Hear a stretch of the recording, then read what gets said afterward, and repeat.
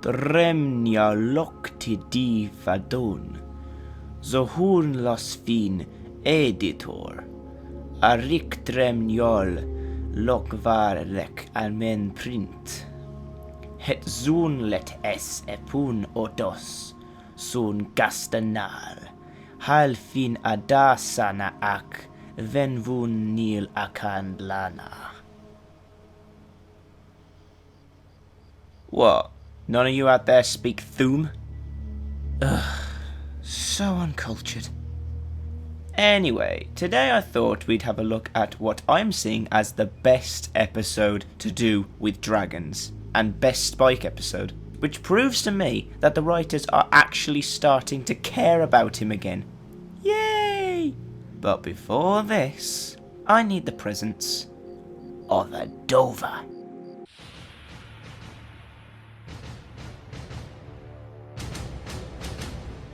Lord Davin! Wait, what? Where am I? How did I get here? Oh, come on, that's insulting. Huh. Well, that was anticlimactic. Okay, editor, seriously.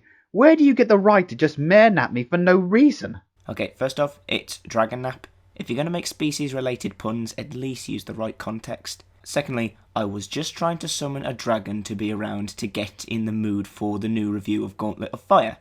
And now you're here. So you're saying I'm here by accident? Pretty much, yeah. But while you're here, you could help me out with this review. Oh no, I'm not reviewing an episode with the likes of you. Why should I be in a video with a dragon napper? Again, you being here was an accident. An accident I'm sorely starting to regret. But regardless, just think, you're a dragon and this episode is about dragons. It's a perfect opportunity. And again, like I said, the answer is no. Absolutely, impossibly, incomprehensibly, no. Well then, I have just 3 words for you. Bertha! What? What did you do to me? I made you plush and cuddly.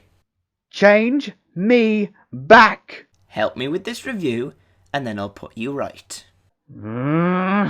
Alright, fine. Let's get this over with. That's a good little baby Dover.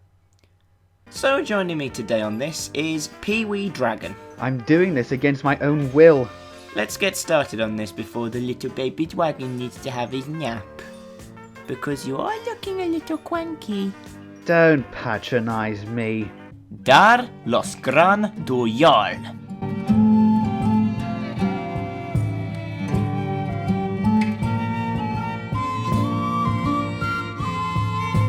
So our adventure starts off with the Rarity Spike ship doing what they do best together.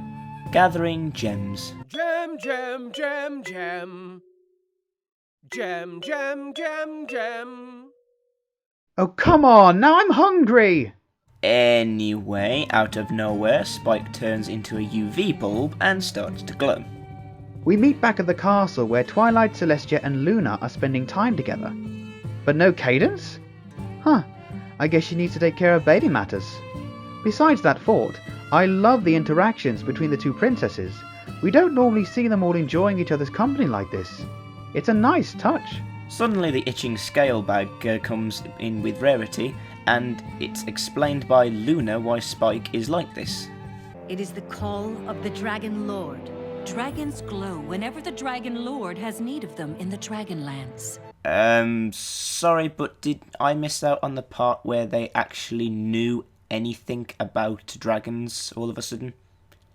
Last time I checked, dragon culture is near enough a mystery to ponies. Yet they seem to know about this dragon summoning.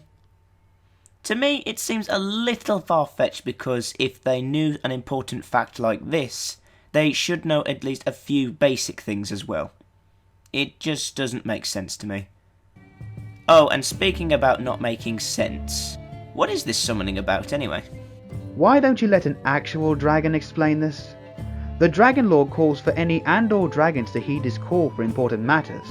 In this case, Spike is summoned by Dragon Lord Torch along with other dragons including that arrogant scalebag Garble, to take part in what is known as the Gauntlet of Fire. Excellent Harry Potter reference. I still think the book was better though. Twilight and Rarity tag along to aid Spike if he needs it, wearing several disguises to remain inconspicuous, while Twilight tries to gain an understanding about the dragon culture. But that isn't the most important part for me. That title goes to Dragon Lord Torch. This guy is hilarious. I have been Dragon Lord for longer than many of you can remember, and my reign has been extraordinary. Agree with me! This guy knows he is the big boss of the lot of them, and he makes it a point to show it.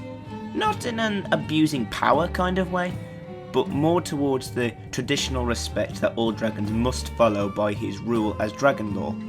And this is wonderful. According to dragon law, it is time for me to step down. Sad, I know.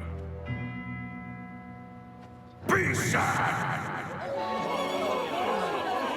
To me, imagine Brian Blessed as a Dover, and that's this guy in a nutshell.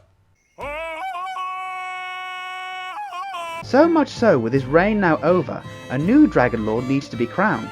For this, an object called the Bloodstone Scepter is thrown into a volcano for all the other dragons to find and retrieve, and the first one to do so, they will hold the title of Dragon Lord. So, with the summoning now finished, Spike decides to return back home, but gets stopped by Torch saying that he needs to stay. However, even his daughter, Princess Ember, agrees that Spike is too much of a runt to compete. He is rather tiny. I could squish him with my pinky claw.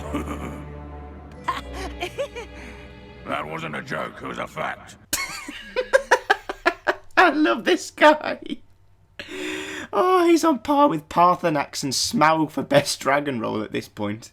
If I may change the subject slightly towards something other than Torch for the moment, another good character here is Ember, because even with her being the Dragon Lord's daughter, which under normal circumstances means she should technically be next in line for the throne, she needs to prove herself to rule.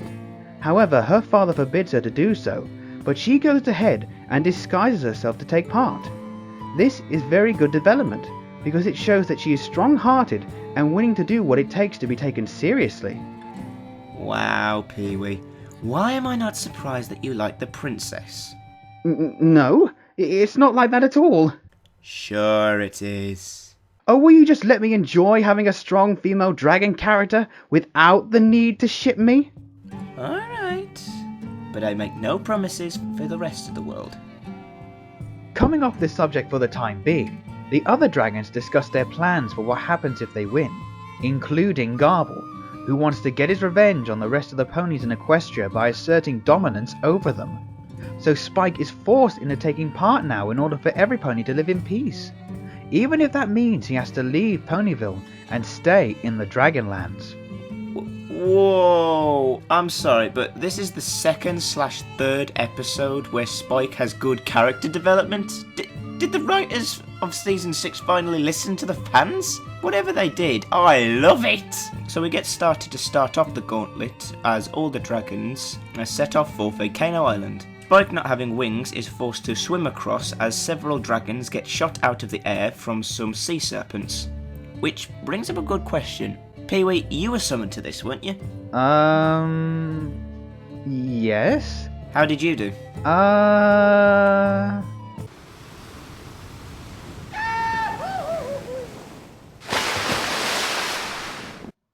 Not as good as you might think. Let's just put it that way. Anyway, as more and more sea serpents shoot water out, one of the dragons gets hit and starts to drown, but Spike, being the sympathetic little thing that he is, rescues them by bringing them to shore, only to find out it's Princess Ember! That's a twist. I'll admit, I do like the rebellious type of approach she's going for here. Even though Big Daddy Torch says no, she still goes ahead with it to prove that she doesn't have to be a big and strong individual in order to show that she can do things. What's even more of a surprise, though, to me, is the fact that Spike suggests that they team up in order to get through the rocks being thrown at them. Ember thinks it's a good idea to do so. character development much. As such, the two of them turn out to be quite a team. They navigate through the rocks with ease, dodge the spiked walls, and survive being impaled by crystals! This is a kids show, HBO, not an Indiana Jones movie! During the time they come to the volcano room, and oh my Emperor, this is getting ridiculous now. What is? The design of the rooms? I think it's quite nice. Almost like a real volcano. No, not that. The fact that Twilight and Rarity keep turning up in the moments of convenience. Wait, how did you two get through?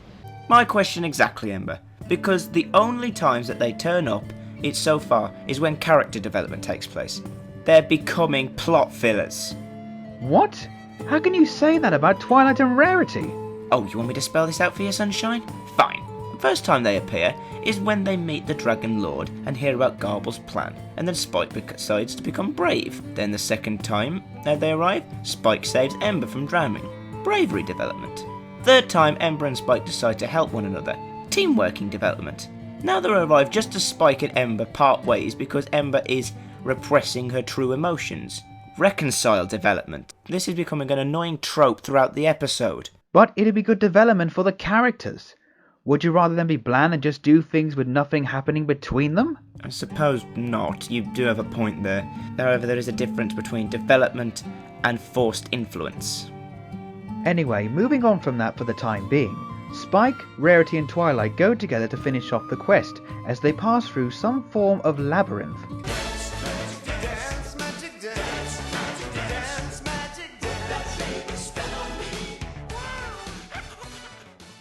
What? What just happened? Just get used to it, nothing ever makes sense here. After walking for some time, Spike and the others make it to the centre of the volcano, where the Bloodstone Scepter awaits. Unfortunately, Garble is right behind him, but before he drops Spike into a rock pit, Ember swoops in to Spike's rescue? Oh my Celestia, she does care after all! I'm sick and tired of you two helping each other. Dragons don't do helping. These dragons do! Fine, okay, fine, I take it back then. Ember is a real good character to have. And for once, it wasn't because of the ponies she decided to help Spike. She chose her own actions, which brings us up to the moment we've all been waiting for.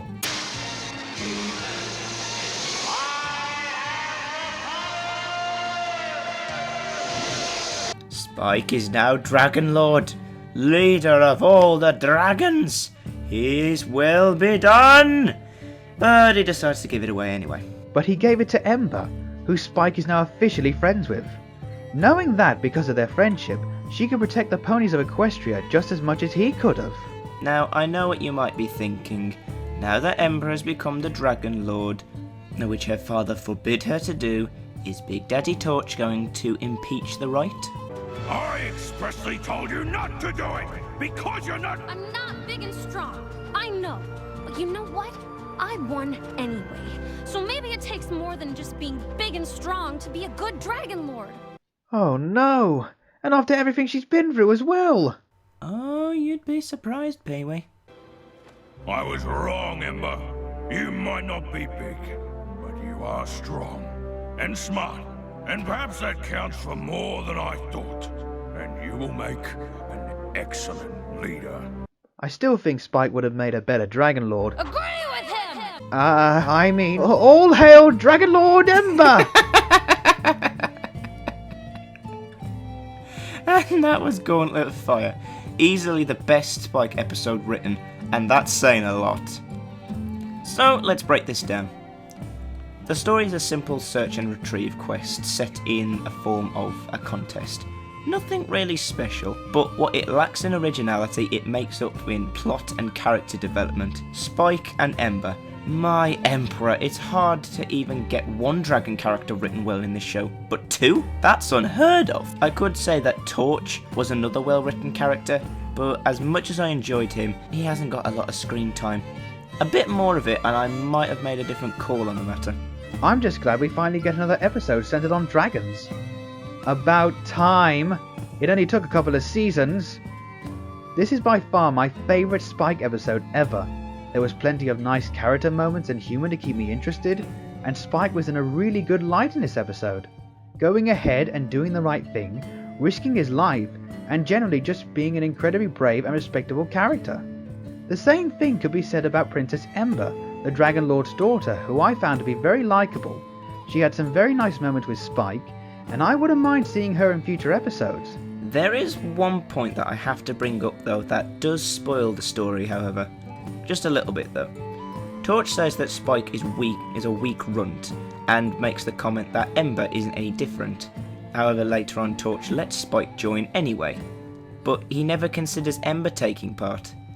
An argument could be made that it's being sexist in that only male dragons are big and strong, but no, there are female dragons in the race as well, so that theory doesn't work. The only thing I can think of is that it's being fatherly love, and seeing that the offspring isn't ready yet to take up such a responsibility by herself. Which isn't bad, it's just sheltered parenting. There's a lot to say about the story. For now though, story gets gold. As for animation, dragons, dragons, dragons. We've got dragons for days. Big dragons, small dragons, bright and colourful dragons. It's a fangasm of dragons, and I love it! Dover are my favourite mythological creature, and a trial of dragons is just wonderful. Well, my people are quite awesome. Except for one. I didn't like Garble in Dragon Quest, and I don't like him now. But I have to say, I loved seeing him getting beat to a pulp. And now I present to you all the many you deserved it moments with Garble the Dragon.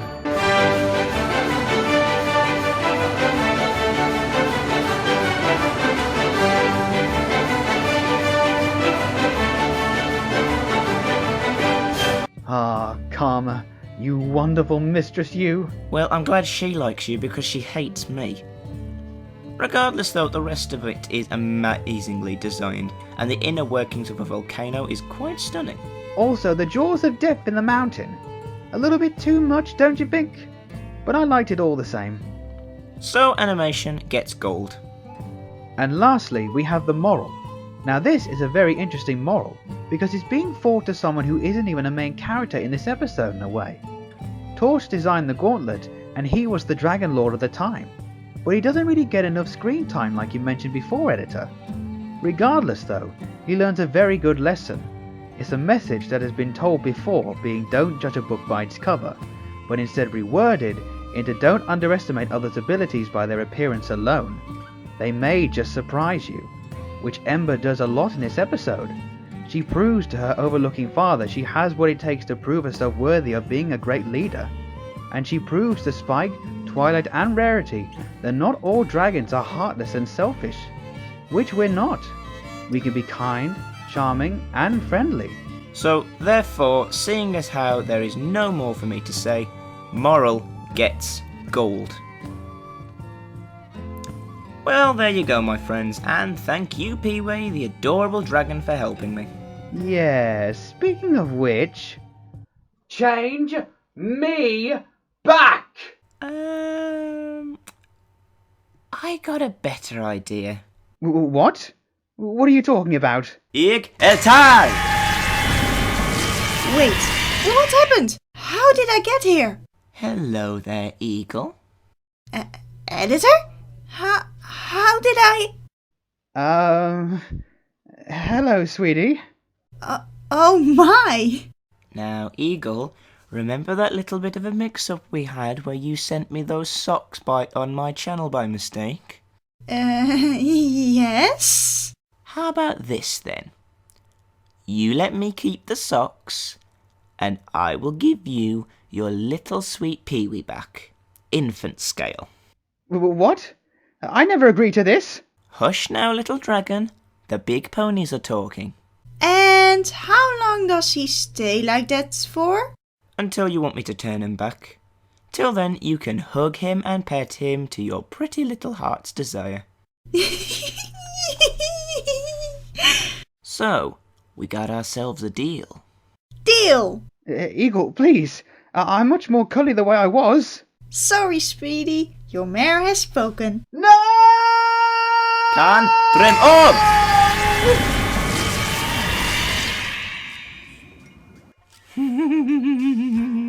Well then, my friends, tune in next time when we look at another suggested episode. If there's an episode, a subject matter, or even a fan-made animation you want me to review, leave a comment in the comment section below, and I'll see what I can do. I'm the editor, and cut, that's a wrap.